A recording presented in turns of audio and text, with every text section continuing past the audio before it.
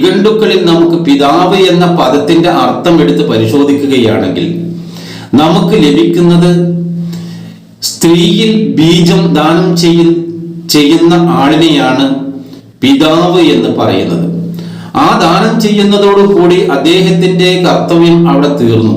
ഇത് പല ജീവികൾക്കും ഇതേപോലെ പറയുന്നു.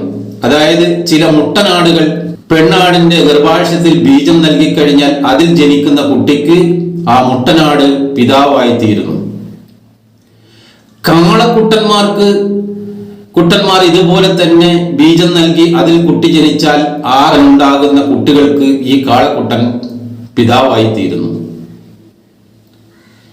പന്നികൾ അതിന്റെ കാമവരെ തീരുന്നതിന് വേണ്ടി മറ്റു പന്നികളുമായി ലൈംഗിക ബന്ധപ്പെട്ട് കഴിയുമ്പോൾ അതിലുണ്ടാകുന്ന എത്രയോ കുട്ടികൾക്ക് ആ പന്നി ഇതേപോലെ തന്നെ പിതാവായി